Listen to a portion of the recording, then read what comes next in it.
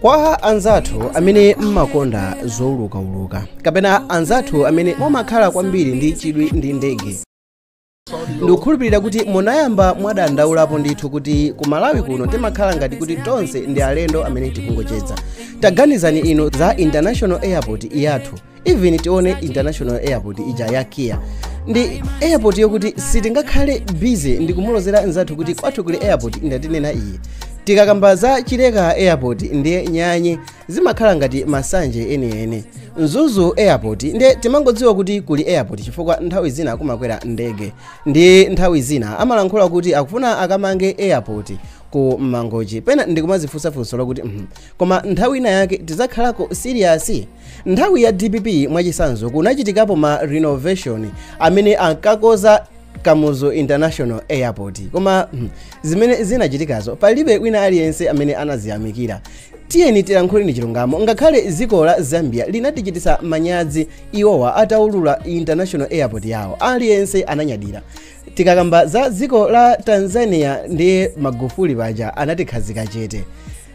Nthawi zambiri ma International Airport athu samakhala ma International Airport okuti munthu ndikusangalala. Koma mwina funso ndikumati mu Africa monse ma best airport kapena kuti ma airport akulu amene ndi 10, ma airport ochitisa chidwi amene ndi 10 chino chaka cha 2025 akhonza kukhala ati. Ngati muli ndi firizesi kapena thobwa ngakhale madzakumwa enewa mukhonza kutenga chifukwa ulendo uno ndizikupasani zinthu zimene mwina simunkazidziwa. Ngati muli ndi popcorn ndiye ndanyadira kwambiri chifukwa ulendo ukhonza kukhala utalikirako. Dzina langa ndine Sam Mavita, tiyeni tikhale limodzi. Pa namba 10 ya ma airport amene ndi okongola kwambiri pali Kigali Airport, imene ndi airport yayikulu mdziko la Rwanda. Airport imeneyi imadziwika bwino kambaka ukhondo wake, chitetezo chake komanso kudalirika ku nkhani yokhuzana ndi zamtengatenga ndi mtokoma kapena tilankhule kuna kuti za aviation kapena transportation.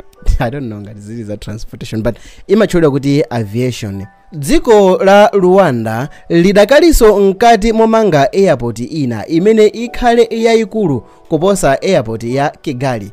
That means kuti airport imeneyi ya Kigali pa namba 10 ikhonza kuzachoka koma kuzachidwa replace ndi airport ina imene izakhale yayikulu, mwinaso izakhala pa namba yabwino kuposa imene ili pa namba 10. Pa namba 9 pali airport imene imatchulidwa kuti Abidjan International Airport imene ili ku Ivory Coast. Airport iyi ndiyodziwika bwino kwambiri ku Malawi, makamaka mwinaso chifukwa chokuti kuti ku Ivory Coast chaposa choda paja kunali mpira. Ndiye zinthu zambiri Abidjan zinkamveka kwambiri. Ili ndi bwalo la ndege lodalirika mdziko la Ivory Coast ndipo limapereka mwayi kwa anthu am'maiko ena kufikira mdziko mosavuta, ndipo limadziwika bwino kambaka ukhondo wake komanso kadaliridwe ka ulendo wake, kalandiridwe ka alendo wake mwa msangala. Ndipo bwaloli limalumikiza anthu kupeza ndege m'maiko monga France, Brussels ndi Emirates. Pa namba 8 pali Cairo International Airport imene ili komwe ku Egypt. Bwalo la ndege limeneli ndilodalirika kwambiri ndipo kumapezeka ndege zopita ku maiko okwana 50, ndipo airport imeneyi imayerekezedwa kuti pachaka imanyamula anthu okwana 26 miliyoni. Ndipo awa ndi alendo ochuluka amene amapita mdziko limeneli la Egypt kukaona zinthu zopasa chidwi monga ma pyramids.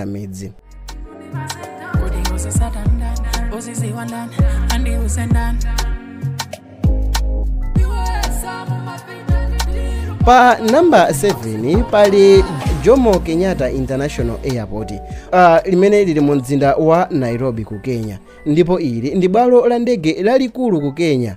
Bwaloli lilinso ndi chitetezo chokhwima kwambiri komanso malo ena apamwamba amene anthu amakatayako nthawi akapita kumeneko ku International Airport.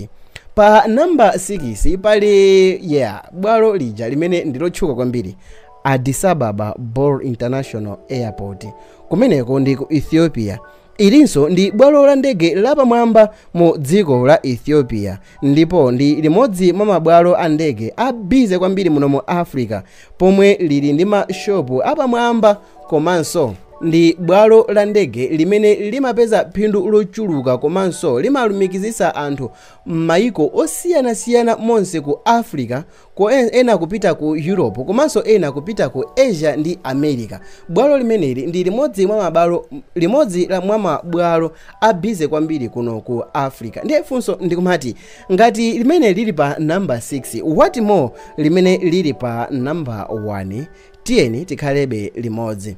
Pa number 5 pali bwalo lija limene amalitchula kuti Sasebo Sagwa Ramgoram International Airport kumeneku ku Mauritius. Iyi ndi international airport yayikulu kwambiri ku Mauritius kumeneko.